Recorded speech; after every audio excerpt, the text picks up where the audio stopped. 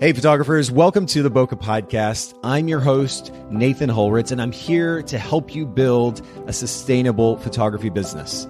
That means improving your photo skills, building on your business knowledge, and honing your marketing abilities. But it also means helping you work more efficiently so you don't get burnt out in the long run.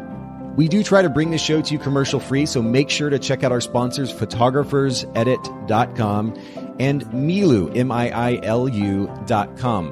Photographer's Edit is custom photo editing for the professional photographer, and Miilu is the simplest way to create and manage timelines and shot lists for the events you're photographing. Again, photographersedit.com and Miilu.com. All right, let's get into today's episode. All right, ladies and gentlemen, boys and girls, we're back for yet another Bokeh Podcast episode, and I'm actually coming off a vacation myself and jumping right into this conversation with my new friend, Glen Mitchell. Glen, thank you so much for hanging out with me today and actually starting off my return to work, if you will, with a really interesting conversation. Absolutely, my pleasure. I'm excited to be here and excited to talk to you and hopefully give your listeners some tips and tricks on how to manage life a little better. Well, and we're going to actually get into the topic of stress management here in just a bit, which, frankly, from myself, is kind of an ongoing challenge, and not just it kind of encompasses my life personally and professionally, and at various levels at different times in that timeline, if you will. And there's been some efforts that I've made to manage that stress more effectively, but I know I can still do better. And I know that many of our listeners, just as photography business owners, stress is a normal thing, but now we've upped the ante with COVID.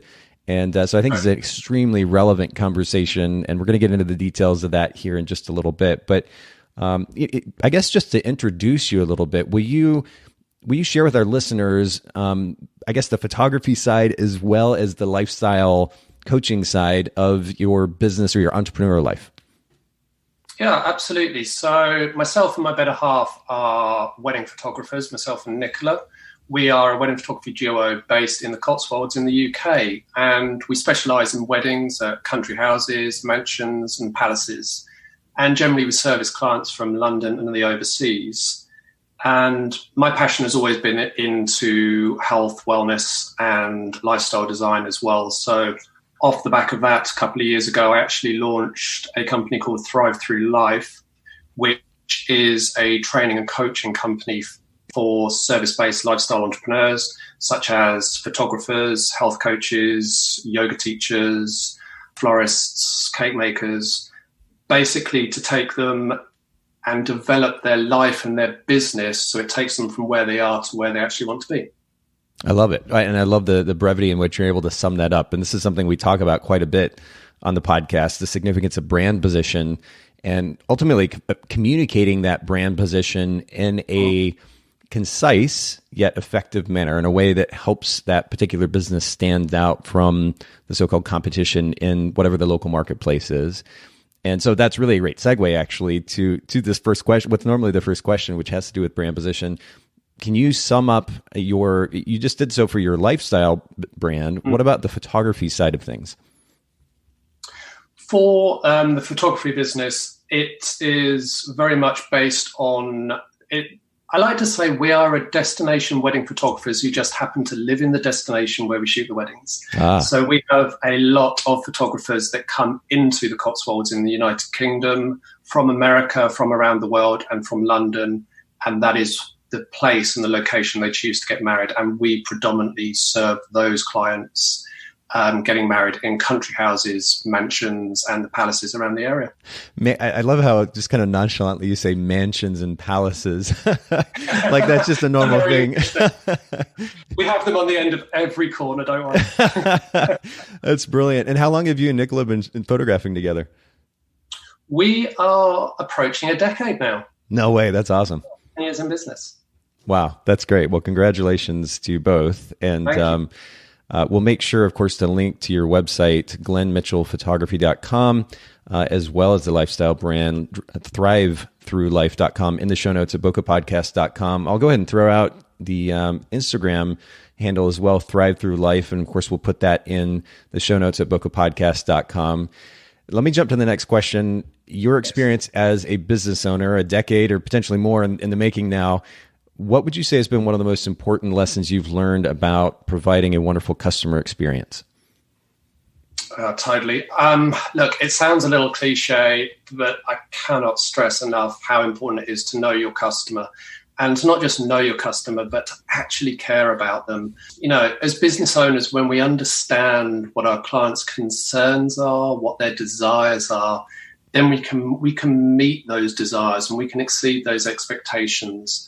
And during the client journey with them, we can really make sure that there are touch points where we can exceed those expectations and just give them an amazing experience. So there is a framework in place, but it all begins with actually knowing who you're servicing and who your client is and what their concerns are and how you can meet those. This is an interesting point of conversation because, well, first of all, I know that I'm guilty of, as an entrepreneur, as somebody who started multiple companies, having an idea in my head and saying, this is what I'm going to do, and trying to run with it, versus at least taking a little bit more balanced of approach is, sure, having an idea, but making sure that idea actually lines up with a potential need in the marketplace. And then digging deeper and actually making sure that I'm having conversations on an ongoing basis with those clients or potential clients. So as you pointed out, I actually understand where they're coming from. The service that I'm providing actually meets a need or resolves a pain point in their life. Yeah, completely. I mean, we probably haven't done this for a couple of years, but for quite a few years, at the end of every wedding season, we would go back to, let's say, of course, we don't have favorite clients, but if we did have a few favorite clients in the year, we would go back to those clients and we would just ask them a few key questions. You know, what were the highlights? What could we have improved upon? So, you know, get the feedback from the clients that really fit who you're trying to aim your business at, and then adjust your business accordingly. Well, it's a good reminder for all of us, myself included. It's something that I have to continue to come back to, is remember to have those conversations with my client base to make sure I understand where they're coming from, so that, as we said, the service that we're providing actually meets those needs. I think it's a really great reminder. Everybody listening in, make sure you pay attention. And in fact, really right now, while maybe things are still a little bit slower, it's a great opportunity to send out some personal emails or make some phone calls, message those clients, have some conversations, make sure that you're really prepping your business for things to ramp back up as we get later in this year and potentially into the next year, to provide the best possible service to our clients. I think that's so important. Let me actually jump to another question. And this is an interesting one to me, only because, Glenn, a little bit that I know about you. I mean, we've had the chance previously to chat on Zoom, video call, and of course now we're talking here on Zoom as well. But I get the sense that you are, I mean, I know this is so cliche, but Zen is the word that comes to mind. You seem just so at ease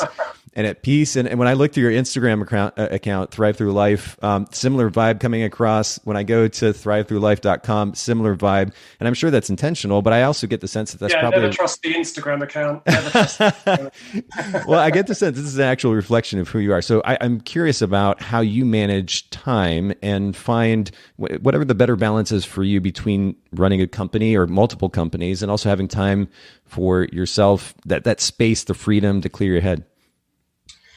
Yeah, I mean, this very much speaks to the business coaching program, and I spend a lot of time here with my clients honing in on how to be productive with their time, but not just about doing more, about doing more effectively. A lot of photographers, and I think the majority of service-based lifestyle entrepreneurs, you know, would go into business to create our ideal existence, you know, how we want to live. And we get a year, 2 years into it, and we realize we're actually being run by our businesses, and we're using effort every day instead of an elegant approach to business. And what I mean by that is that we tend to spend hours trying to grind out a result. Sometimes it's good, just to take a step back. Yeah. I know myself when I'm sat, and I'm guilty of this, on a weekly basis. You know, you keep looking at the computer screen and you keep banging keys or trying to solve a problem. And sometimes we often find when we just go for a walk or phone a friend or go for a coffee, and you return and you sit down and you look at the screen, and it's almost like everything just solves itself. And it's an elegant way of being into a flow state where come back, and instead of everything being grind, it's very graceful. It's getting to a state where things happen with ease and not effort. And really, that's where I focus on. I try and make my days as easeful as possible whilst maintaining a very high level of productivity. Yeah, this actually reminds me, I've been learning how to trade in the market, day trade in the market. Oh. And one of the hard lessons, unfortunately, and fortunately, ultimately, that I've learned is that if you do allow yourself to get sucked in and ultimately stressed out, but yet still chasing that thing, you can ultimately go down a really deep, dark hole that can be a bit tough to climb out of. Yeah. It's a really good thing to take a step back at times, to take a deep breath, literally, figuratively, and then go back to it with a little bit different perspective. If nothing else, a fresher perspective. I think that's really important. And I'm glad that you highlight that. I mean, what does that look like for you? What does it look like to take time away on a daily basis or weekly basis? On a daily basis, and I'll cover this in a bit more depth later on in our conversation, I think, because it comes into what we'll be talking about in the DESTRESSS Protocol, but it's having anchors in the day. Just having times in the day where you can check in with yourself, where you can re-regulate, where you can re-regulate the nervous system, drop more into the parasympathetic at points of the day rather than being in a stressed out and in a sympathetic nervous system. Just having, morning routines, they're very popular, and we can talk about those a little bit as well, but having a morning routine that works for you and sets you up for the day. Yeah, I like that. I personally, and it's almost cliche or kind of stereotypical at this point, but a morning workout for me does kind of give me that sense. It's a bit of grounding, I guess, for the sake of, or as a result of consistency. But there's also a certain exhilaration that I get from, I take this pre-workout in the morning. It gets me all buzzed. I go in, do that really hard workout, and then I start my day, or that is the beginning of my day, but it's an exciting way to start the day. And I like that, kind of starting off with a high almost, and knowing that I put effort and energy into something. It's been really, really wonderful as I've been more and more consistent with it. Oh, that's amazing. And you know what? The really funny thing is I'm the antithesis of that. So, I start my day really slow. Okay. I start my day with journaling, with meditation, and my workouts usually comes in now. It was even later, but now, and actually it's one of the things that lockdown has tweaked for me. My workouts are at 4:00 in the afternoon, where my energy levels are best for working out, which again is going to speak to what we're going to talk about, and that's bio-individuality, the fact that we are all different. Yes. Which is why when there's blanket diets or just overall blanket statements applied to things, it just doesn't work for everyone. Are you suggesting that we need a bit of nuance in our world? Maybe a tad. Well, it's interesting that you say that about the difference in the way that each of our bodies function, because I have noticed, and there is some science to back this up too, but I've noticed personally that at about 2 or 3 o'clock, potentially even 4 o'clock in the afternoon, around the time that you're mentioning, that my body actually is stronger physically when I'm at the gym. I'm able to actually exert more energy more easily a little bit later in the day. The reason I don't do that, and so I'm aware of it, but then the flip side of that conversation is I also am aware of the fact that if I push the workout later in the day, there's a chance that maybe I don't follow through on it. I also like the energy that I feel that I get from starting the workout earlier in the day. And so ultimately I've made that conscious decision, but I also understand that the appeal to starting things off quietly. I've certainly taken that approach in the past, and it can be really, really lovely as well. Yeah, I mean, it's one of those interesting things, and the more you go into, you can do specific functional medicine lab testing where you measure actual hormonal stress hormone levels, so cortisol, for instance, and see where your cortisol levels are through the day, and that will really affect how you're reacting to the day and terms of energy and everything else. So that's really interesting. And again, everyone is different. Yeah. Well, I'm excited to kind of geek out on that stuff a little bit later. Talk to me a little bit about outsourcing or delegation. Is this something that you've experimented with in your businesses? Have you found any value from it? Yeah. I mean, I must admit, I was loath to outsource the editing for my photography to start with. And actually, it was Nicola. I think she told me basically after a week of midnight finishes, she just came into the studio and she was like, okay, this isn't sustainable. What are you going to do? So in my photography business, I would say this has been the biggest and the best outsourcing I've done, not just because it's taken that away from me, but it's freed up so much more time to enable me to develop the other business ideas and the photography business, as opposed to, and this kind of relates back to what I was saying earlier about, working in your business, not on your business. When you are the person sat for 8 hours editing a wedding, you're working in your business and your business isn't growing or developing. So yeah, I outsourced my weddings to photographers edits, I think probably 4 years ago. And I think one of the things I love working with photographers edit is that, again, it is nuanced. Photographers edit will tweak things. And I think that's where a lot of photographers end up giving up with outsourcing on their editing. I've had this fed back from friends where they're like, oh, I submitted a wedding to an external company and the images came back and they weren't how I like them. I'm like, well, that's one wedding. Right. And I think outsourcing in general, this applies across the board to anything. It's like taking on a new partner in a business. That partner needs time to receive feedback and to get up to speed. And you need to invest that time initially to free up so much more time down the road. Yeah, well, there's so many different directions we could go on this, but I even to your point about how a photographer will give up after one wedding, the reality is if as we were suggesting earlier, take a step back and take a deep breath and then look at that wedding again, the likelihood that even let's say 25% of that wedding is problematic is not very high.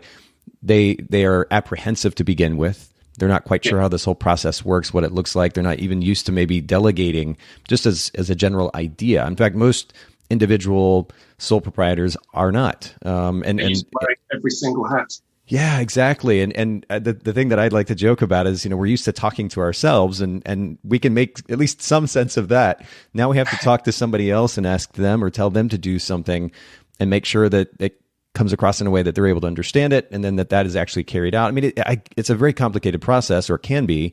We've tried to make it as easy as possible at Photographers Edit, but all this to say, I would encourage photographers and to, whether it's you're delegating editing or album design or administrative duties or anything of the sort, be willing to invest time. Understand that it's going to take some time, and then invest that time to develop a relationship with whoever it is that you're working with.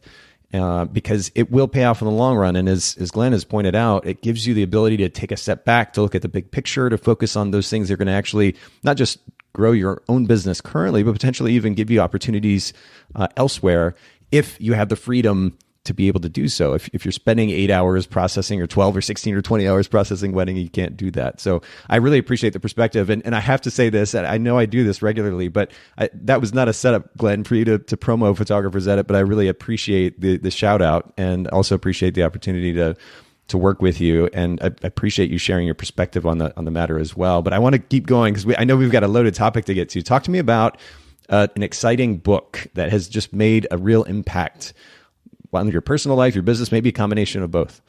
Oh, okay. So I read a lot of books on business, health, and lifestyle. And I do something called Thrive Notes, which is a newsletter that goes out weekly. Oh, cool. Which is best. Yeah, it's the best takeaways, tips, and tactics from a book I read on a weekly basis. So it's difficult to pick one book. But if I was going to go for one, I think I would go with something that concentrated on mindset and the practical application of ideas. I reckon I would give that to the Ultimate Jim Rohn Library, which is on Audible. It's 11 plus hours of some of the best ideas from the guy who mentored Tony Robbins. So, it's not a bad place to start. No, yeah. And you said Jim Rohn, correct? Jim Rohn, yeah. Okay. All right. We're going to have to find that and link to that information in the show notes. But I also want to link to your newsletter. I'm on your site. Is there a link from your site to the newsletter? There is for one newsletter, but that's actually something that's through off the Instagram profile that links, and there is a link, but it's not a direct link. So we can link that up on the show notes. Okay, perfect. Yeah, we'll put that in the show notes because I'd be curious what you're reading and your thoughts on it. Do you find?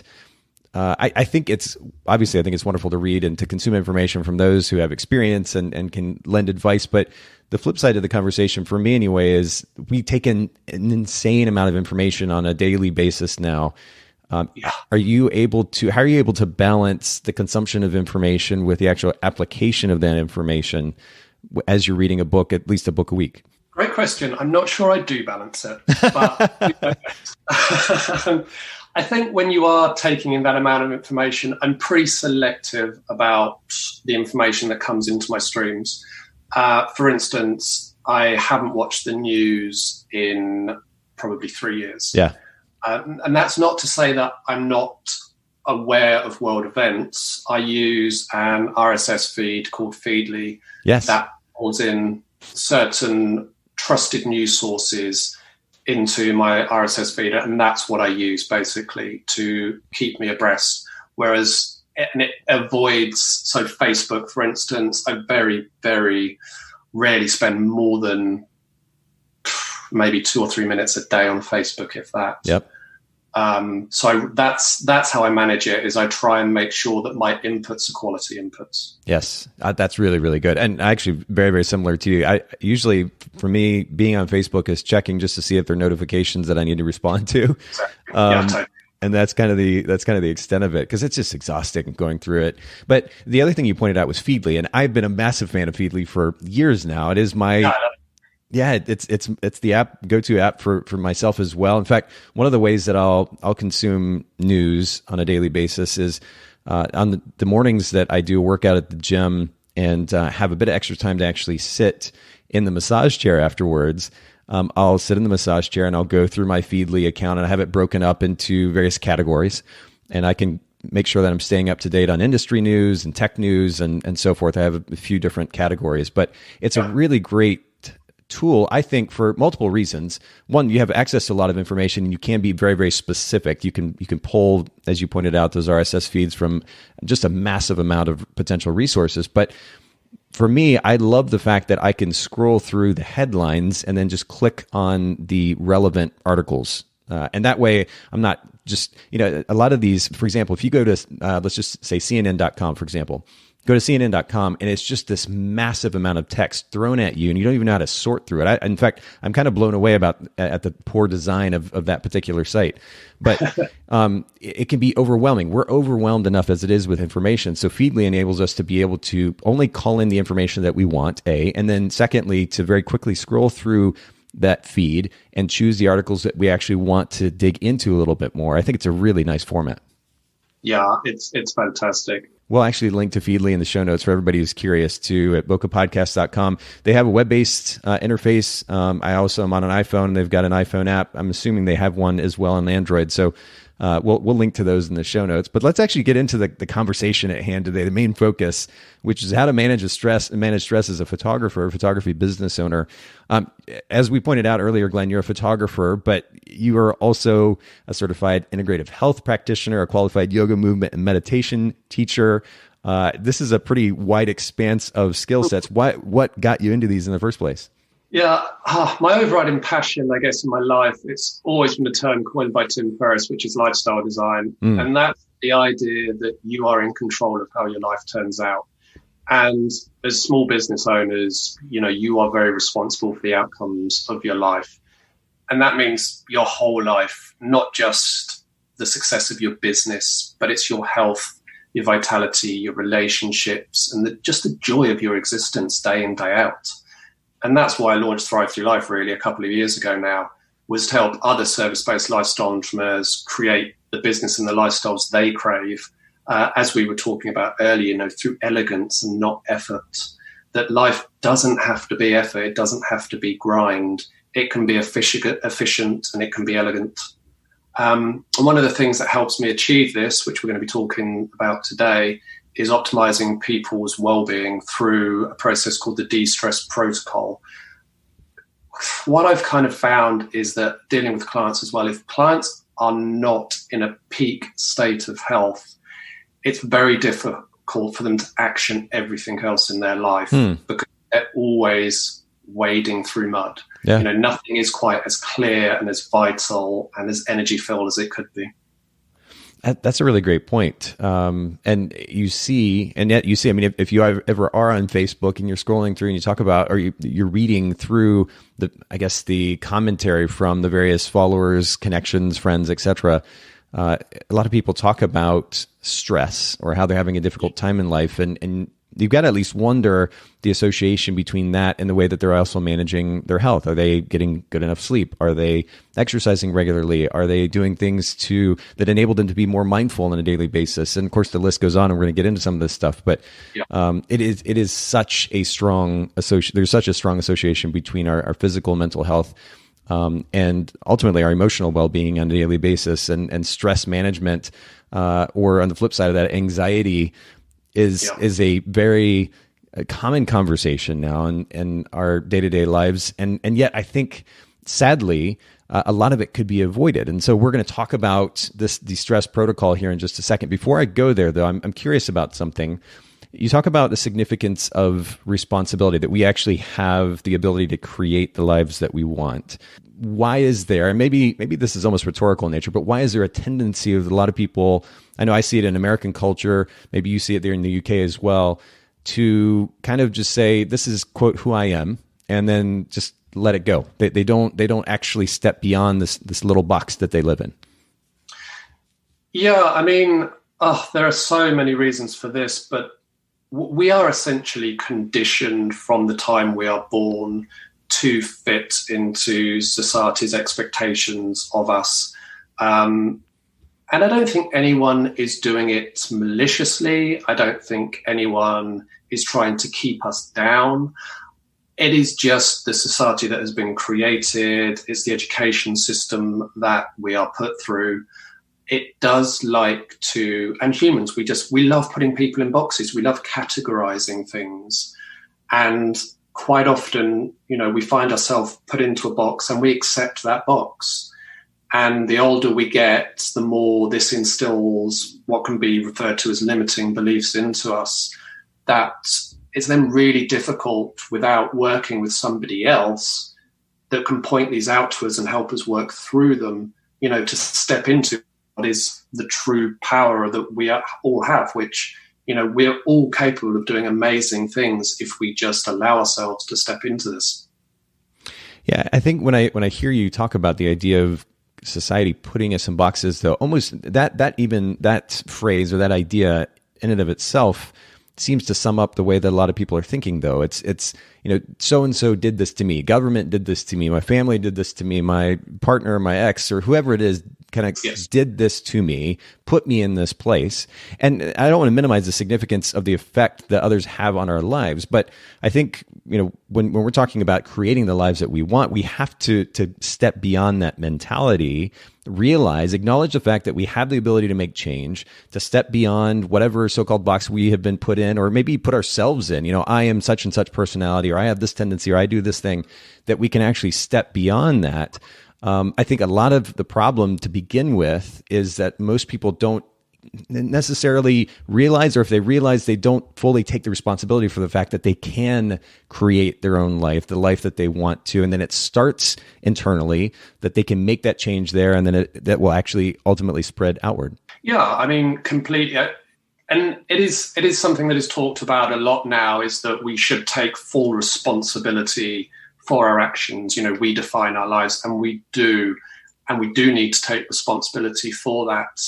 I think the only thing that I would add to what you've said, which is all excellent and completely correct, is that sometimes it's nice to just show a little bit of care of where people are in order to get them to where they need to be.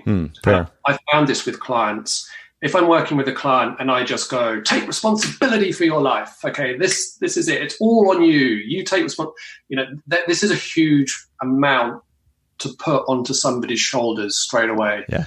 So I found personally that more of a soft approach and working with them over time, so they So rather than responsibility is thrown back onto them, they gradually take responsibility and more responsibility and more, and they find themselves, and then over the process, and this isn't a long process, this is a couple of months, they found that all of a sudden they have taken responsibility for everything, but in a very empowering way.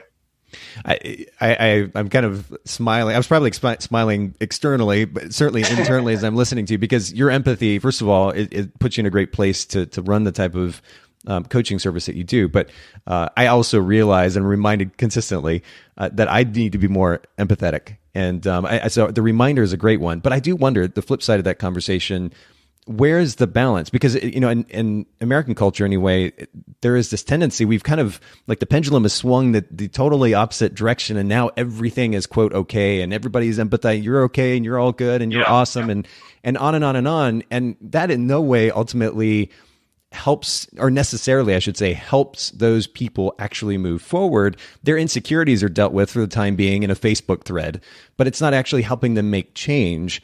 I understand that there's got to be a healthy balance somewhere, but what does that balance look like? Do you think, at what point do you have to play hardball and say, hey, you know what? You need to own up. You need to actually take responsibility and make a move forward, versus just kind of always coddling and petting them in the head?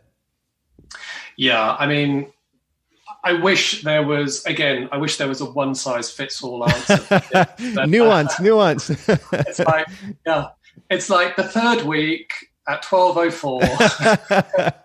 Some people take to it quicker than others, but you are completely right. Some people are so held back by the limiting beliefs that they encounter that they need some kind of intervention into that to break the pattern that they're in, to really kind of step in. And, this can be quite hard sometimes as a coach to make, because sometimes that can come quite forcefully. So it's about learning that balance, and it's about knowing your client as well. I think when you've worked with a client for a little bit of time, just like we do it with weddings, when we walk in, no bride is the same. Every bride is different. So, and we interact with every bride in a slightly different way, because we want to get the most from them. And it's the same with coaching clients. We want to get the most from them. So we know sometimes we need to be a little bit stronger. Sometimes we need to be a little bit softer. Some clients are real self-starters and, never email you or never send you a voice note or wherever it is to check in with you, because they're off and running. And then others are on the phone all the time. So it's just about setting those boundaries, but also knowing the kind of person you're dealing with. So knowing when they're working through something and they're going to get there, as opposed to they're just hiding out in comfort. And that's when they need shaken out. Yeah. Well, it reminds me, Tony Robbins talks about the significance of pain versus pleasure, and that at some point that pain has become significant enough to actually enact the change, or essentially force the change. And I would certainly wish for any and everyone not to have to experience that, but sadly at times that's what ends up happening. And I mean, I've certainly experienced that in my life as well. Nonetheless, I want to go back to the significance of empathy, because the reality is that in some form or fashion, certainly I know that I could learn to show not only more empathy to others, but I'm pretty hard on myself too. And that probably then translates to the way they interact with others, and maybe kind of playing. Entrepreneurs are, it's part of the game. Yeah. Well, I really appreciate the reminder though, Glenn, and the encouragement for and of empathy. And yet the reality is that we, as you pointed out, do have the ability to step beyond quote unquote ourselves and create the lives that we want. So let's get to that as it specifically relates to stress management. This DESTRESSS Protocol, is this something that you designed, something that you learned over time? Where does it come from? So the DESTRESSS Protocol was actually invented by Dr. Stephen Cabral. He's based out of Boston. And he was my health mentor, and he was the founder of the Integrated Health Practitioner Institute that I belong to. And he developed it as a way to heal the underlying root causes of people's health imbalances.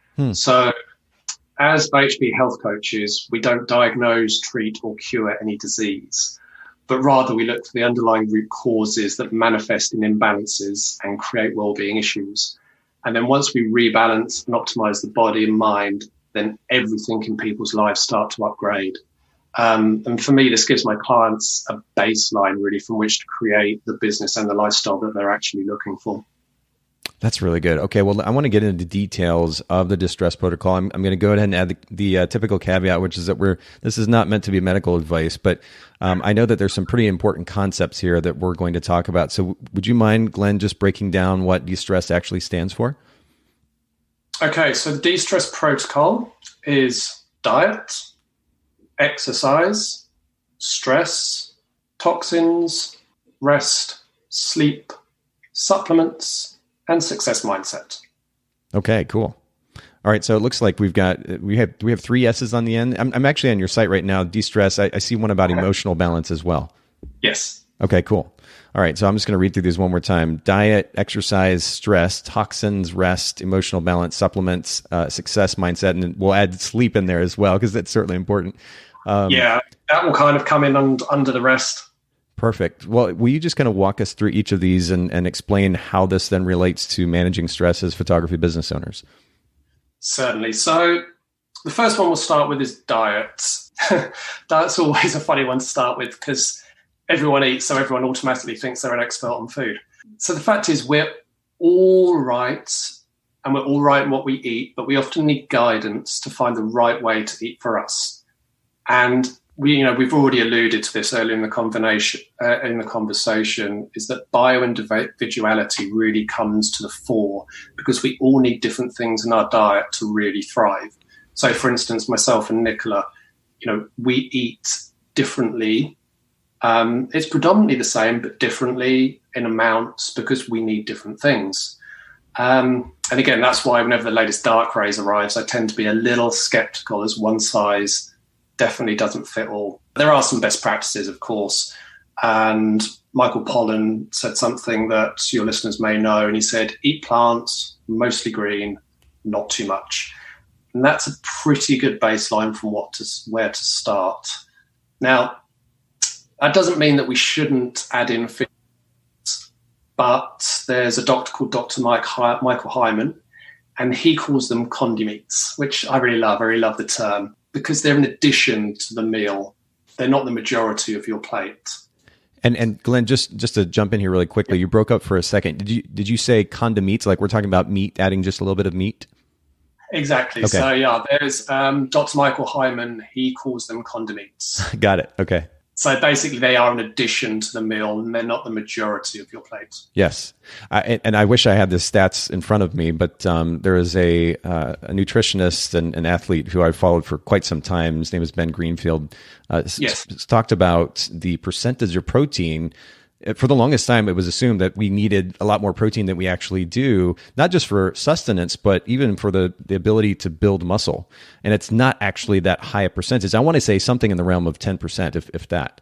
And again, I wish I had the exact stat in front of me, but nonetheless, to your point, I think this is very interesting that we don't make that if we do eat meat at all, that we're not making that a majority of our diet, that it is a condiment of sorts, a supplement to what we're eating. I think that's really interesting. Yeah, and there are plant sources of protein as well that can be added in. Sure. I mean, again, this is very dependent, these figures, on whether you want to lose weight, gain weight, or maintain your weight. But it's things like 7 to 9 cups of vegetables a day, 1 to 4 cups of fruit, 1 to 3 tablespoons of a healthy fat, say avocado, olives, raw seeds, grass-fed butter, coconut cream.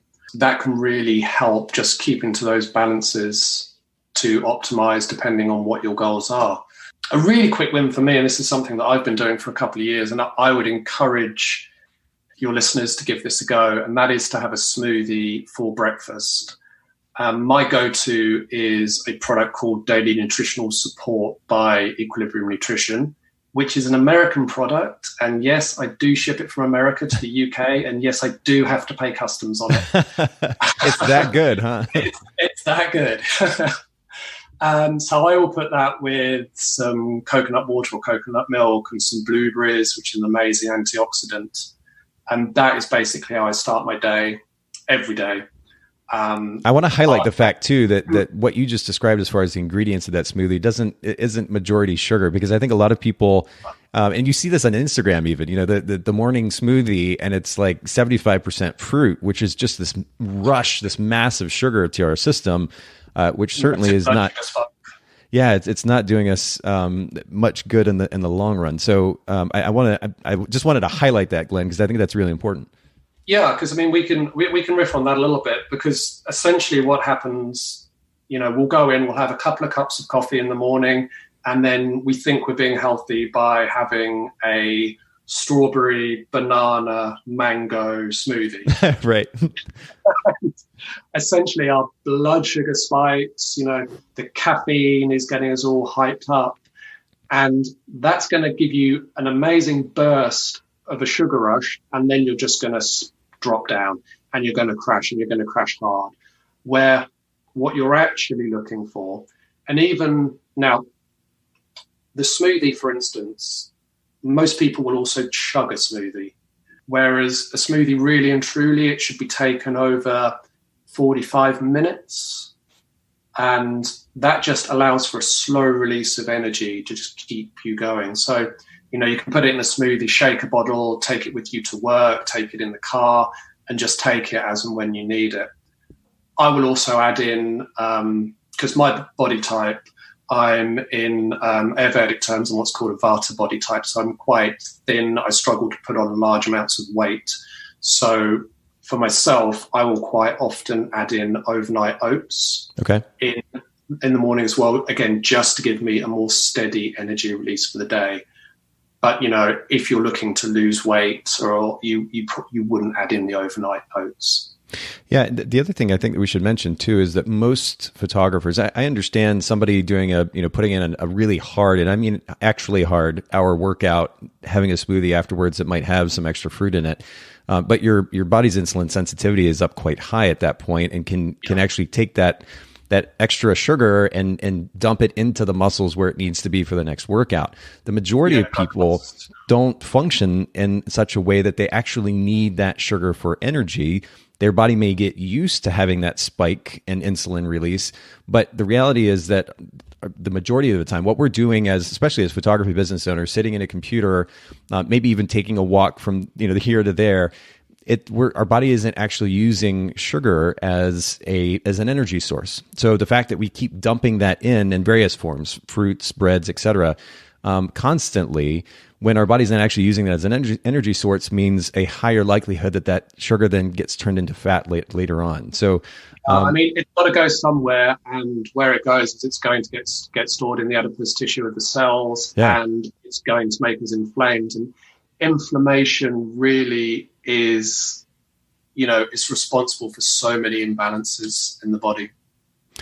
Yeah, which is a loaded topic in and of itself, but it is quite true. I mean, what that translates to, whether it's issues with our joints, our skin, mental health, inflammation is such a massive source of those issues, and a cause of said inflammation is extreme consumption of carbohydrate. So this is a loaded topic, and I know we only have so much time, but I will kind of leave everybody with that.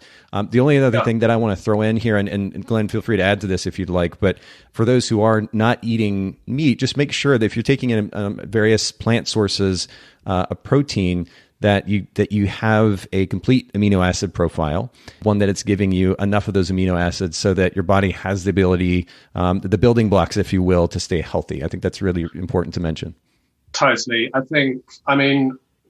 I fully support people that take a vegan lifestyle. Sure. And it is entirely possible to lead a healthy, vital, vibrant lifestyle as a vegan. Yes. But it is very beneficial to know what your numbers are, and you can do that quite simply through some functional medicine lab testing and actually see, so you can make sure that your vitamins, your minerals, and everything are where they need to be. Yeah, and I'm assuming you're going to touch on this when we get to supplements, but this is a great time just to mention, if anybody listening in has never had, not just your typical, at least in America anyway, you go get a physical and you get a really simple blood test done, and there are a few data points and that's it. A couple of times actually, I've had the opportunity to work with a doctor where I had very, very detailed blood panel done where I'm getting back something like 7 or 8 pages worth of data. And it becomes really fascinating actually when instead of just talking about how you feel all the time, actually looking at the data and acting based on that information. For example, I found out that I was quite vitamin D deficient and B12 deficient. And so when I go to supplement, we're going to talk about supplements in a second, but when I go to supplement, that naturally is going to be something that I supplement with. I could also and I was able to actually make other changes in my lifestyle in order to address some of the other issues that I was seeing in that paperwork. But that's actual data, and we're actually making intelligent decisions based on data. And again, not just how we feel or whatever the trend is in the moment. I think it's really important to get that detailed blood work done. It's so true. And what I would just add to that is blood work is not always the best way to measure certain vitamins and minerals. There are other lab tests that will actually measure the usable forms. Quite often blood work for certain things, it won't actually give you the usable forms of what's being used. So functional medicine lab testing as well, it gives you across the board a much deeper understanding. Some of that is blood work, some of that is stool, some of that is hair. There's lots of different ways to be testing that. Fascinating. Okay, well, I'm going to leave that because that was only the first point. Yeah, that could really end up going into a deep conversation. Already, yeah, for sure. Well, keep in mind, everybody listening in, Glen, I mentioned earlier, has the site, thrivewithlife.com. If you have questions about some of the talking points that we're really just kind of touching on briefly here, don't hesitate to reach out to Glen because obviously he can take many more steps with you in the direction of addressing your specific needs. And I think that's important to note. But let me get to the next one. We started with D for diet, E for exercise. Let's just speak briefly on the significance of exercise. Yeah, so I'm going to run this through a little bit quicker. Again, exercise is not a one-fits-all size program. CrossFit, for example, may be great for one person and kryptonite for another, whilst gentle hatha yoga, for instance, might be great for someone's goals and not great for others. So we always have to remember as well that exercise is a stressor on the body itself. And dependent on our body types, we need to adjust this accordingly. In general, if you're in good health, I recommend starting with the walking of 8 to 10,000 steps a day and then try and maintain that to an average over the week of 10,000. Combining this again, if you're in good health, with 2 to 3 strength and conditioning workouts and maybe 1 or 2 of light cardio. And this will keep most people that are in a good state of health in a good state of health. The obvious caveat is that the more stress the body is under already, the more gentle we need to start. And then we need to work our way up to this, which is why I think for most people working with a professional personal trainer is a great idea alongside a health coach to be able to balance those two things and give them what we would call a graduated exercise protocol. So if necessary, that may start off with just walking and then into some little light cardio, then some weights, and then potentially intervals, and you can grade up from there. But, there are a lot of people that decide they're going to make a change and they hit the gym or they go to a CrossFit box and they're broken for a week. Yeah. It's just not the right way to approach things. There's a great, it's a free test. It's called the Holmes-Rahe test, which lets you measure or take a questionnaire on your current stress levels, and it lets you know where you are. Simple Google search would give you the Holmes-Rahe test for that. Okay, and we can put that in the show notes. I'll also throw out there, I personally own what's called an Aura ring, O-U-R-A. Yes. We'll link to that in the show notes, as well as the Whoop strap. I haven't personally used it, but I know it has similar functionality that enables your heart rate variability to be measured, and this is tied to the level at which you have recovered or not recovered. Yes. It's able to give you that information, again, through data, and you can make a decision about how hard to push or not push that day, or that the software will even make a recommendation based on the information it's collecting from that ring or from that strap on your wrist. So we'll link to that in the show notes as well. I'm that guy who's like, if I'm going to do it, I go all in, and I probably overdo it. So I have to be careful as well. But, to your earlier point about the type of exercise, sustainability is really important. And there's a tendency when we decide that we're going to do something, we get all excited, we jump in and we go hard, and we do it at a level that isn't necessarily sustainable over the long run. So we get burnt out, we get frustrated, maybe we get hurt. Taking it easy and gradually building up is really important, as you pointed out. The other thing I would just throw out there is, as a almost 41-year-old, I actually have abs, and I don't have abs because I spend 3 hours in the gym a week. It's because I've been able. It's a combination of things, the diet that we've already talked about, but the other thing that I've realized and learned over time is the significance of the interval training that you briefly alluded to earlier. And that allows me to get a really great workout in 20 minutes a day, and if that's all I have time for, that's all I have to do. And it's giving me the hormonal benefit that comes from interval training. It's of course wonderful for cardiovascular development and health ultimately. But all this to say, we don't need to kill ourselves in order to be healthy. And I think I'm really glad that you've highlighted that fact through this. Yeah, and that ultimately what we want to have is vitality. Six packs are great, but what we actually want is the ability to be able to enjoy our lives and go for walk and just feel energetic through the day. And that for me, that's where we want to be. We want to be able to shoot a wedding and the next day not have what is known in the industry as the wedding hangover. Be able to get up and go for a walk in the morning and a lovely hike. And for me, that's true health. Yeah, no, and that's a great point, and I appreciate you kind of balancing my over enthusiasm there too. But let's actually get to the next point, which is stress. And I mean, this is largely what we're talking about here. But what is the significance of stress in this DESTRESSS protocol? Yeah, so I know we all know stress is not good. So I want to give a simple explanation, a simple overview, as it can be quite a complex subject. But I want to cover what happens when we encounter a perceived stress, because, of course, everything is perceived. And that's why some people face things with equanimity and calm, whilst other people capitulate completely. I've got friends, other photographers, food photographers, that just turn around to me and they just say, I don't know how you can shoot weddings. It's way too stressful.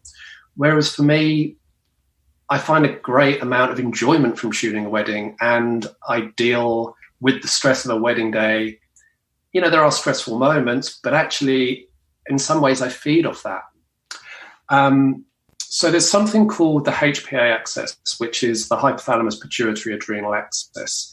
And it basically says that when we encounter a stressor, our nervous system, which is essentially a feedback loop, sends a response from the hypothalamus to the pituitary gland that releases hormones to activate the adrenal gland, which starts to upregulate our stress hormones, cortisol, epinephrine, norepinephrine, and it downregulates our sex and growth hormones like testosterone, estrogen, etc. And essentially this means that we're moving from an anabolic state to a catabolic state, which is perfectly fine in the short term, as it gives us what we need to deal with threats. Sadly, most of us are living in this state over the long term, and this can have a disaster effect on our health and well-being and also our performance. And I guess, the way that I can talk about this is I know myself as a wedding photographer, I've had moments where the wedding has been very stressful. We all have them. There's a few every season that are just stressful weddings. And personally, I've gone out to do the bride and groom portraits and I am in a state of stress. And this is where, if I'm being honest, I fall back to the canned poses, the hug, kiss, look at each other. Okay, hug again. Oh, another kiss. And then on other weddings, there's times where I come out and I'm centered and my body and mind is together and I'm coherent. And it's almost like this brain-heart coherence where everything kind of comes together and I begin to create. And, that's what we all want as creatives, as wedding photographers, is want to be in the state of creation. And it is impossible to be in the state of creation when you are shutting down all the creation hormones and the growth hormones. Yeah. Because we're shuttling everything across to the survival hormones. So, I mean, very simply, I guess, I think a lot of photographers think about stress as really just a bad feeling that they want to try to avoid in some form or another. But the reality is it's not just a bad feeling. It's something that ultimately inhibits our ability to be creative as photography business owners. And this is something that we need to be cognizant of because it can actually affect our ability as photography business owners. Yeah. And, you can end up, and we've probably all felt it, where, you almost freeze. You almost lose the ability to action. And that's something that I think, we want to be doing our job and we want to be creating and producing amazing work for our clients. So I think what I want to do is give two things that cost nothing, really, and they really helped me manage stress, and they're breath and meditation, which are linked, but they're very different. And all the research for these two things, they're definitely not wrong. Both of these things, they're proven to take us from the stress state in the sympathetic nervous system into a calm state in the parasympathetic nervous system. And, okay, I know on a wedding day that it's probably unreasonable to go into a darkened room for an hour. But you can learn to control your breath. And this is something that I will often do on a wedding. There's always pauses in a wedding. In the ceremony, for instance, I'm usually in one spot for between 20 minutes and an hour whilst the ceremony is taking place.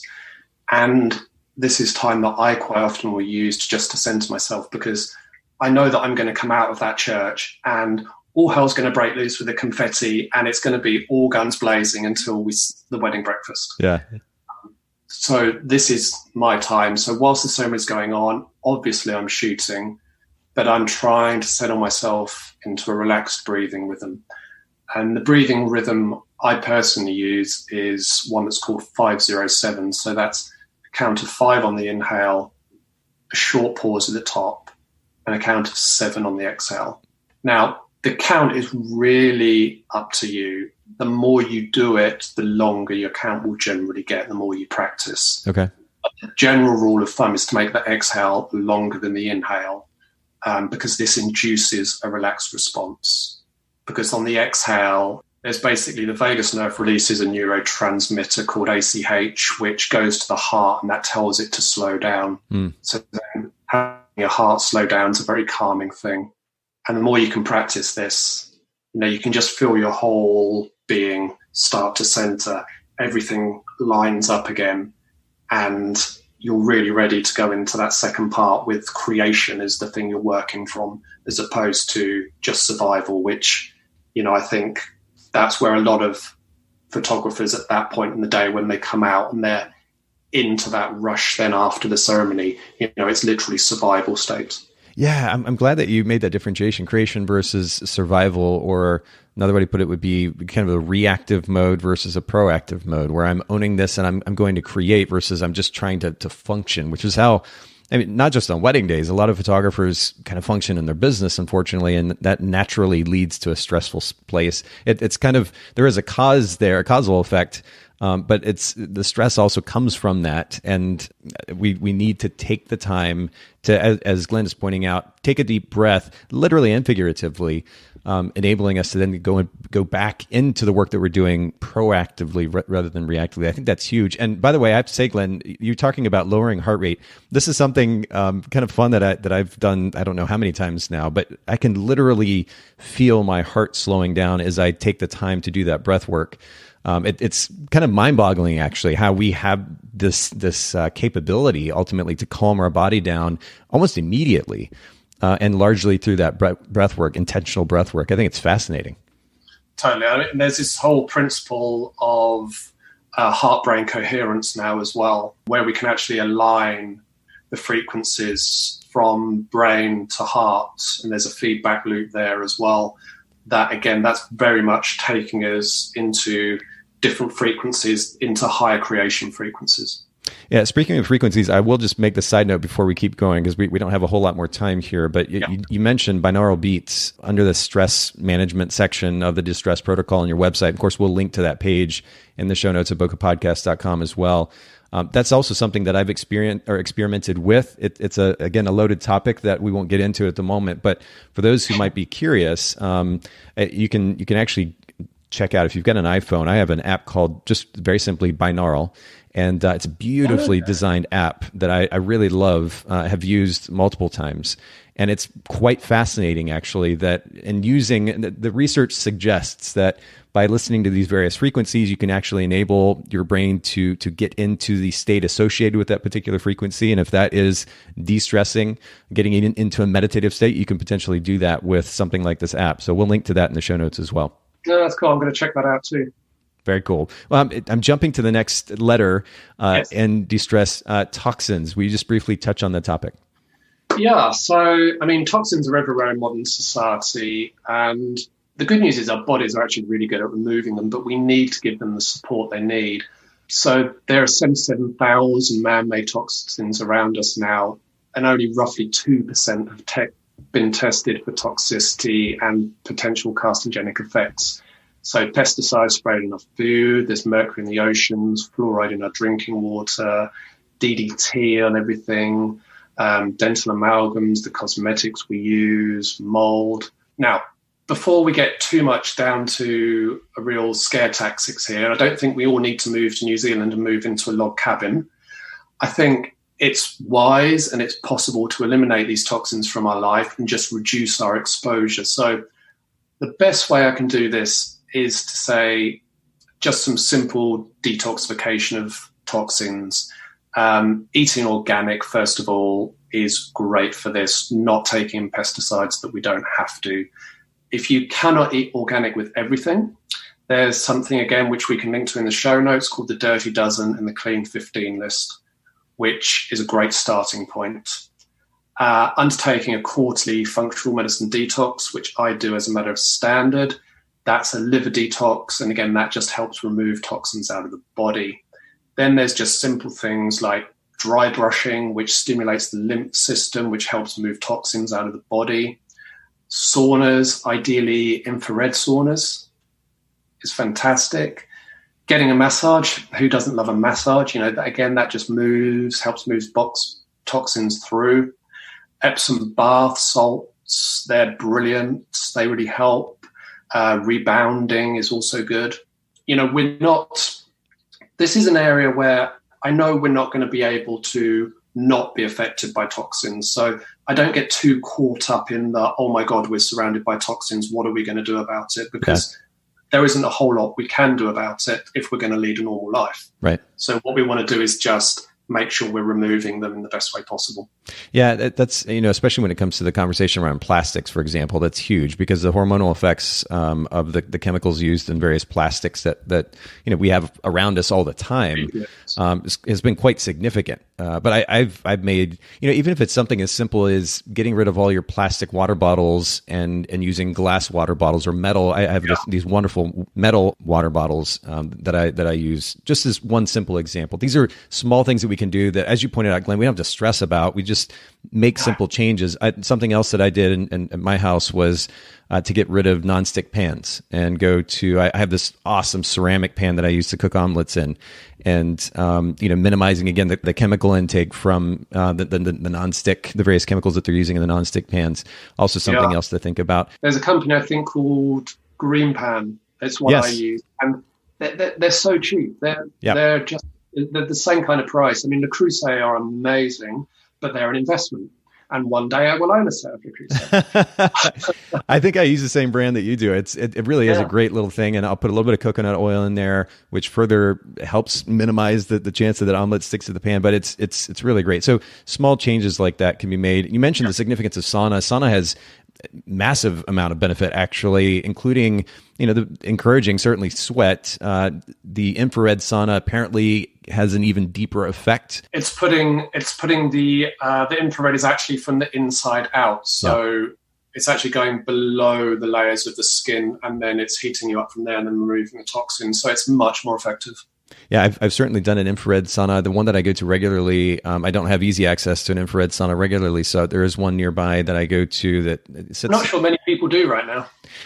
Right, this is also true. Yeah, thanks to COVID. But there is significant cardiovascular benefit, potentially even mental benefit to going into a sauna. And I'll sit in for about 20 minutes. The sauna that I go to, I think, sits around 180 degrees, maybe closer to 200. But it's so invigorating, and it, again, has quite significant health benefits. And well, actually, I'll pull from one or two articles that we can link to in the show notes for that as well. Let me go ahead and jump to the next one, which is rest. Yes. We also mentioned sleep earlier. Just briefly comment on this topic, if you will. Yeah, so I think, especially as photographers, sleep is one of those things that we all try and hack, and we don't try and hack it in a good way. We try and tell ourselves that we can do without, especially in wedding season, we can get by with 4 or 5 hours. And the reality is, most of us need around the 8-hour mark, between 7 and 8.5. And one of the main reasons I think that's great is we need to start resetting our diurnal rhythm. There's this, I hear from a lot of people, I'm a night owl. And essentially there's no such thing as a night owl. There's just people that have got a messed up diurnal rhythm. Right. So going to bed at a set time, ideally before 10 p.m. So we don't get that cortisol spike and that doesn't keep us up.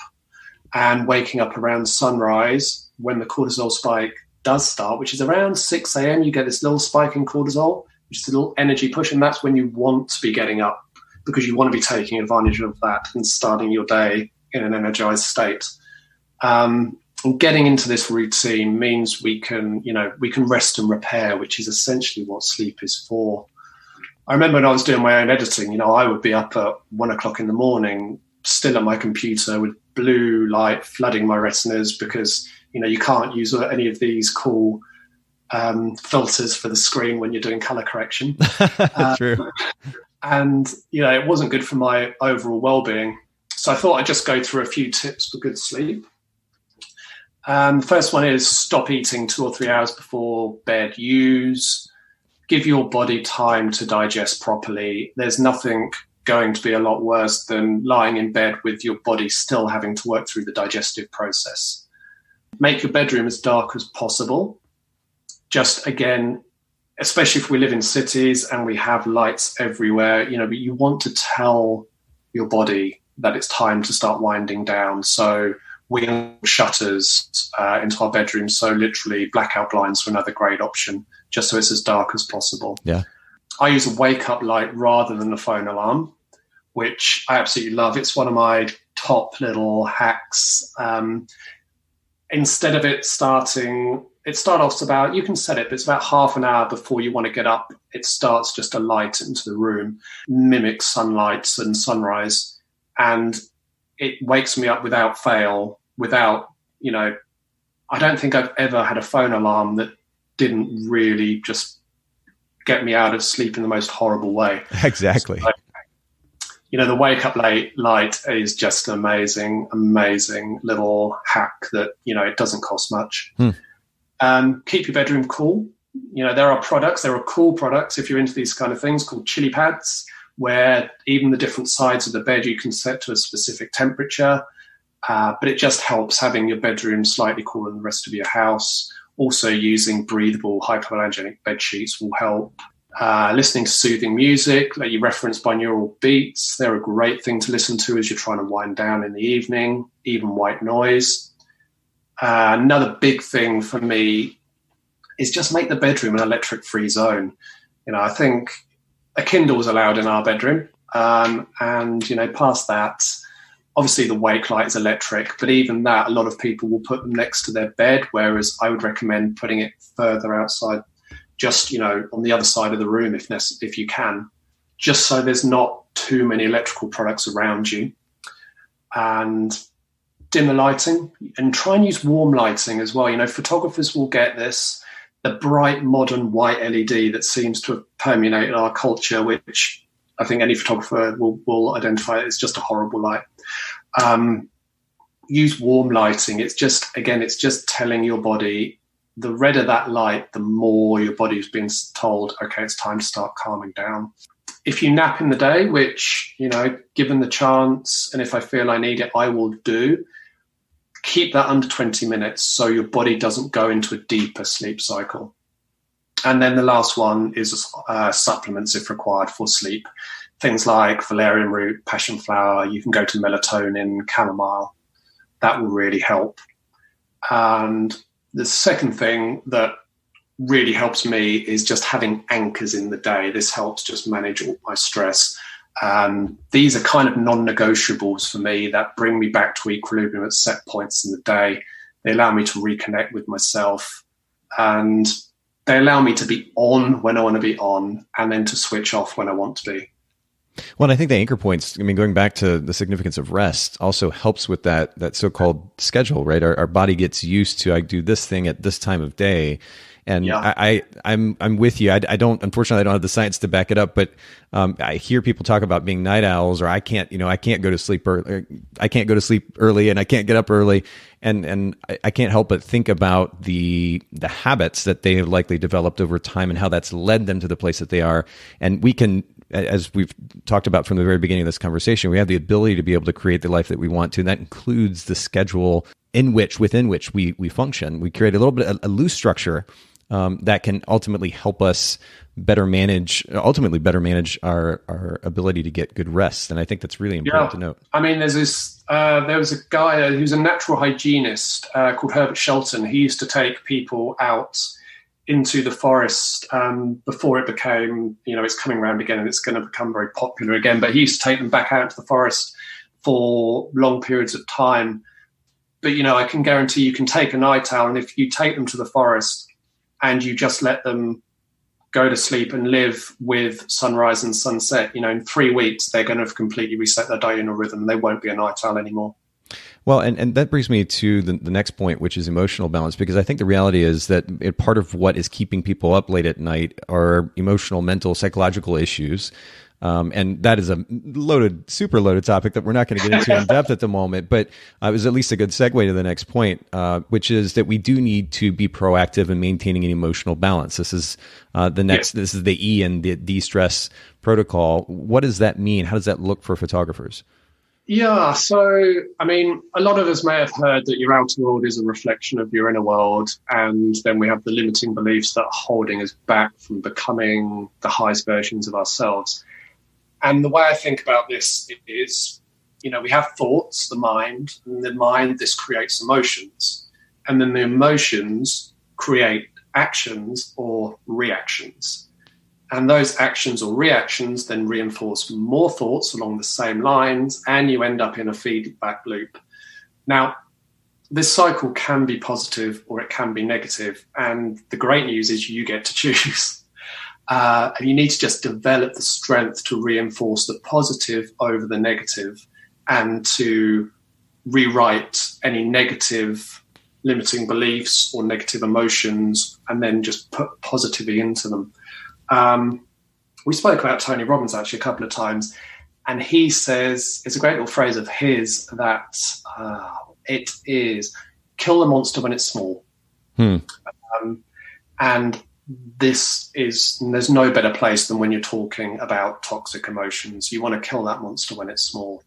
And I thought here what I would do is just run through. There's basically 9 toxic emotions. And if you can catch these really early, then you can kill them and replace them with the positive. So I thought I'd run through these 9 toxic emotions. So maybe, people can start identifying, going, hang on a minute. I see you rising up inside me. You're toxic. Okay, let's put something over the top of it. So the first one is bitterness. And generally bitterness shows you where you need to heal and where you need to forgive. So that forgiveness can be with other people, or it can even be with yourself. And then there's resentment. And this shows where you are living in a negative past. A lot of people look back and they resent things that have happened to them. So here, how could you reframe this as a learning experience? It's made you what you are. Yes, it may not have been great at the time, but I bet you're stronger from it. Discomfort. I think we've certainly all felt discomfort over the last few months. But it is the opportunity to change. And we often try and avoid this feeling because we like sitting in comfort. But actually, comfort is often where we just hang out and nothing really positive happens. Whereas from discomfort, we can really take it forward. Yeah, I have to jump in on this one because this is also a theme that I hear in our culture, see in our culture, which is if something's uncomfortable, you avoid it. And I think the better thing to do, and I've certainly experienced this personally, is if you're uncomfortable, ask why. Understand why you're uncomfortable, and there may be something there that needs addressing that would enable growth, as you're suggesting. Yeah. I mean, it's an amazing thing. It is an opportunity to change. And by the way, I'll add in, it's not just because, quote, that's who you are. And I think it's such a simplistic, you talk about limiting beliefs, that's such a simplistic thought process that, this is who I am, and so this is why I feel this way. No, this is how you're feeling at the moment. This may be a tendency, but that tendency comes from a particular place, which likely is tied to experiences, which has led to a particular psychological development. And if you're willing to take a step back and look at the root of those feelings, the experiences that you had, the meaning you associated with those experiences, you have the ability to step beyond them. And that's so much more an empowering place to live. Yeah. I mean, I'll add on to that. I'm not sure if this is completely correct on the time, but an emotion lasts a maximum of 3 minutes. Past that, it's a choice. Interesting. You're telling yourself, you're feeding back into that emotion and you're just letting it grow. Again, it comes back to that monster. You're feeding that monster. It's a choice past that point. Oof, wow. Okay. That's powerful. We'll leave that at that. Okay. Next one was anger, which anger shows you're passionate about something, which is great, but it can act as a poison if you let it consume you. Anger, I think, should be used as a short, temporary event that can be channeled into something positive rather than something, again, that you just let grow and boil. We've got disappointment. And we've all felt disappointment. And disappointment, again, it shows you care and that you tried. I heard this beautiful story a couple of weeks ago about a father that asked his daughter at the end of every week, what did you fail at this week?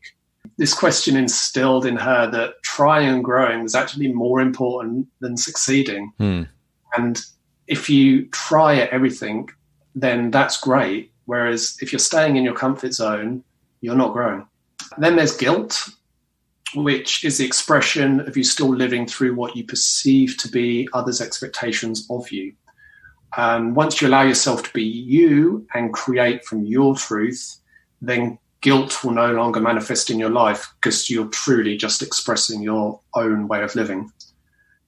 Shame, this ties in with guilt, but no one can make you feel shame unless you accept their version of what you should be feeling. And I like replacing this with pride. So when you feel pride in your life, no one can ever shame you because you can have that internal sense of pride in what is happening. Angsty, again, we touched on that. I think everyone has felt angsty recently. Essentially, angsty for me is being stuck living in the past or in fear of the future. Yeah. And again, if we can reframe to living in the present moment with gratitude, which I know gratitude is thrown around a lot at the moment, but honestly, gratitude is something that if you practice it, and my advice with this is we're told a lot about gratitude lists. Writing a gratitude list will have a minimal result. Feeling gratitude and letting gratitude actually become an emotion just has exponential results, and it can wipe away most negative emotions just in an instant. And then the last one is sadness. And in some ways, sadness is just part of the human experience. It's great. It shows that we have compassion for others. However, it's our ability to pull ourselves out of this feeling and to show compassion, but not necessarily empathy. So to not tie on to other people's things. We can have compassion to people without being empathetic of what they're going through. Wow. I was just thinking how the amount of information that you've shared with us in the last, it's been a little over an hour now. has been, first of all, so generous, but there's so much even just in this right here that's so practical that we could take a step back. I mean, as you're saying these words, I'm thinking about how this relates to my life. There's so much here that we could take and apply, and not necessarily in the, I guess the way that I was thinking earlier, which is, let me go do this really quick right now, but actually taking a step back and taking a deep breath and thinking about how these feelings relate to our experiences, again, the meanings that we've given to them, and what we can do to change the association or the meanings that we've given these experiences for the sake of stepping away from these negative emotions that are at times overwhelming. I mean, just that simple idea of anxiety, being stuck in the past or being overly fearful of the future. I know what that feels like, even in recent days. And I know that many people listening in can, and understanding, having the ability to step beyond that. I mean, certainly application of gratitude can make a difference, probably almost immediately, but there are also wonderful individuals like yourself who can help our listeners through some of this. And of course, we're going to make sure to link to all your information in the show notes if those listening in want to reach out and get a little bit more coaching through some of these feelings that they're dealing with. But just to finish up here, supplements, and then the second S, success mindset. Can we just touch on these briefly here before we go? Alrighty. So supplements, I guess, supplements get a bad rap with a lot of people. And unfortunately, in a lot of cases, it's pretty justified. There are a lot of poor ones out there. However, there are some amazing functional medicine brands that really deliver in terms of quality and results. I think supplementation is excellent for a lot of people. The main reason is so many of us are overweight and underfed. 33%, the statistics now, 33% of all children between 6 and 19 are overweight. However, 90% of those do not meet the basic daily nutritional requirement for vegetables, and 75% don't make it for fruit. And this is from the Centre for Disease Control and Prevention. So the sad reality is also that the soil we grow our food in is nutrient depleted. And research has shown that since 1950, the minerals in our soil have depleted from 500 parts per million to under 50 parts per million. So even if we're eating organic food, the actual nutrients they're getting into that food has dropped down so much since the 1950s. So I guess, what can we do about it? And the good news is actually not that hard.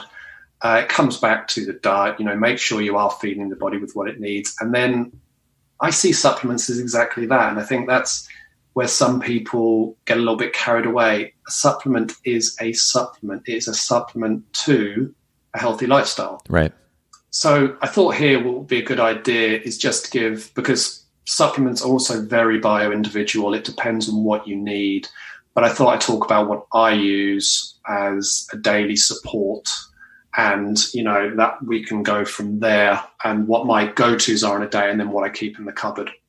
So I use a product, I think I mentioned it earlier when I was talking about my morning smoothie, called the Daily Nutritional Support. This is from Equilibrium Nutrition, and it has basically all the vitamins, all the minerals the body needs, and it goes into my morning smoothie. This is a functional medicine brand, so it's third-party tested, which is important. So that what's actually in there is actually in there, and it's in there in the most absorbable forms. I take an omega-3 supplement, a vitamin D supplement, and that's my go-to, which is quite a limited now, because I've got myself to a healthy position where I don't need to be taking a lot of stuff. I can tear back now. I have a second tier, which you mentioned earlier was, I think you said you were vitamin B12 deficient. Yes. So I use B vitamins. I use it's called an activated B complex. So it's got lots of different forms of B vitamins, and that really helps me with energy. So I might take those to a wedding day. On that note, I will actually take a daily nutritional support, a second shake to a wedding day, just to keep my energy levels up. I will always keep magnesium to help buffer stress. Magnesium is a fantastic thing to just help buffer stress. Vitamin C is always in my cupboard, which supports my immune system. I've just actually restocked so that it all sold out. And past this, really, there's probiotics that you can take, which are great, but it starts to get really client specific. And this is why, I'll run functional medicine lab tests, because these will tell me exactly, it's a snapshot of time, and it will tell me exactly where a client is and what they're deficient in and what needs rebalancing.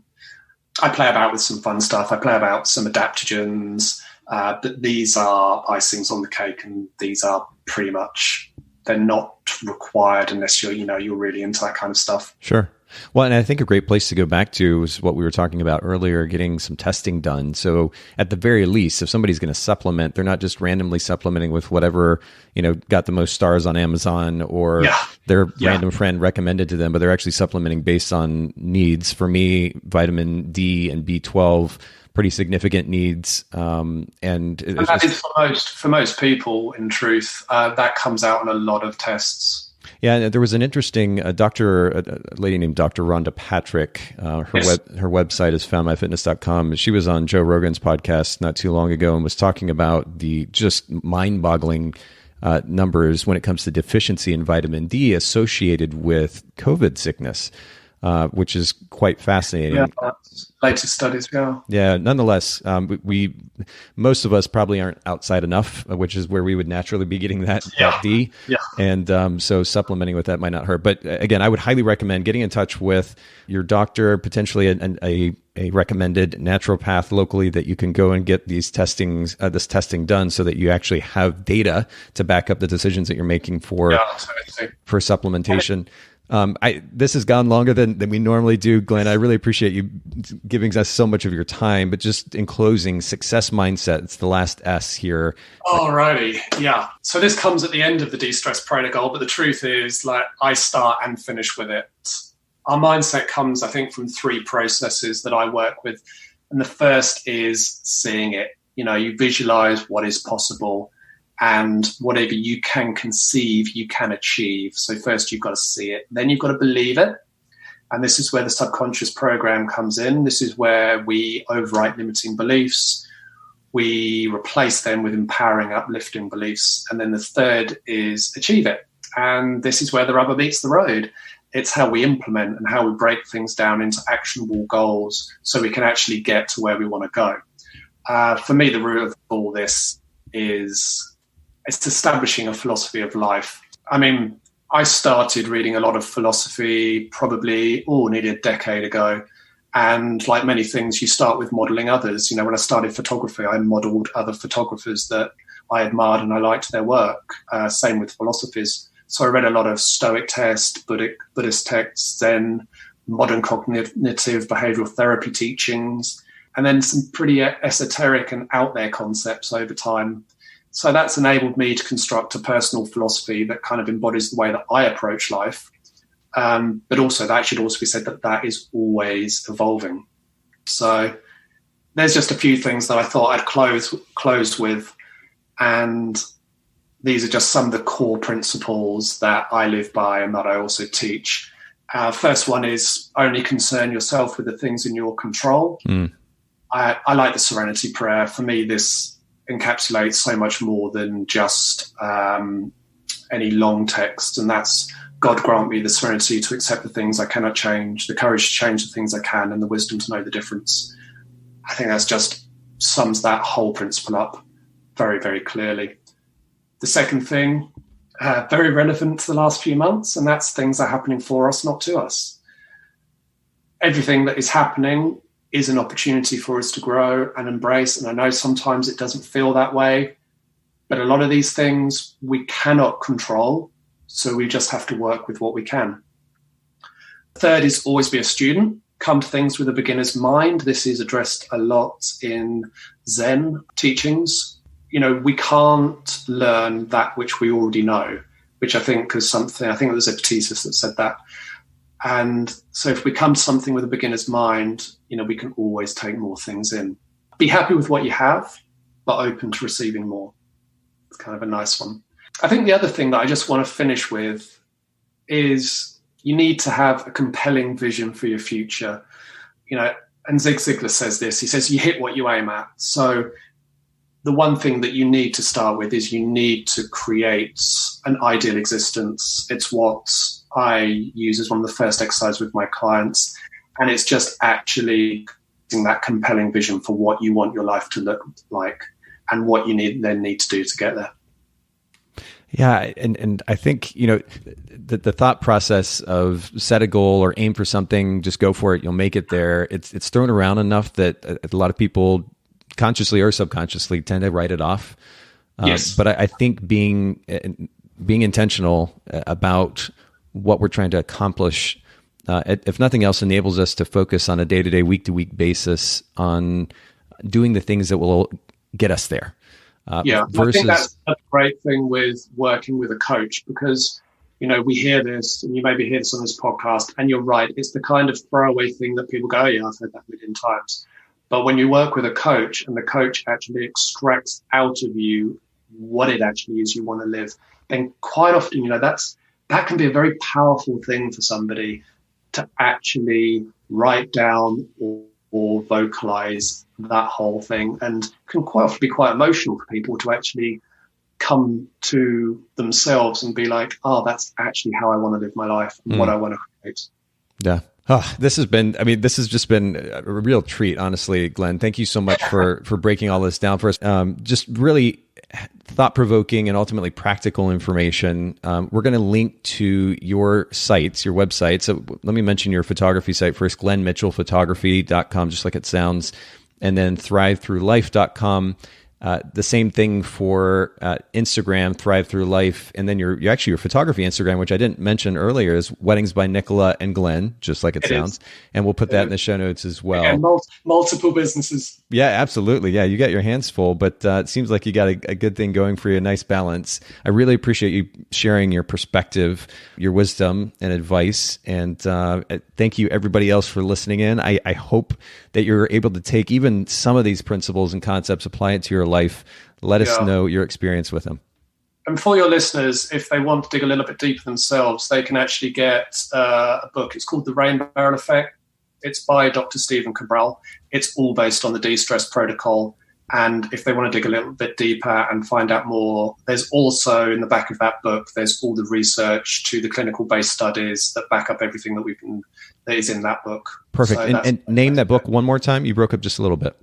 It's called The Rain Barrel Effect. The Rain Barrel Effect. Okay, perfect. Yeah, we'll definitely put that. It's going to be a loaded show notes at bokehpodcast.com. Everybody make sure you go take advantage of all the information that will be posted there. Shout out to Haley, who produces the show, puts that together for us. Thanks once again, Glenn, for hanging out with me today. Pleasure. Thanks so much, photographers, for listening to the Bokeh Podcast. Will you let us know what you thought of the show by leaving a review of the podcast in the Apple Podcast app? And I'd love to hear from you personally with your thoughts about the podcast and suggestions about future topics and guests for the show. My email is nathan@bokehpodcast.com. We do try to bring this show to you commercial free, so make sure to check out our sponsors, photographersedit.com and Miilu, MIILU.com. Photographer's Edit is custom photo editing for the professional photographer, and Miilu is the simplest way to create and manage timelines and shot lists for the events you're photographing.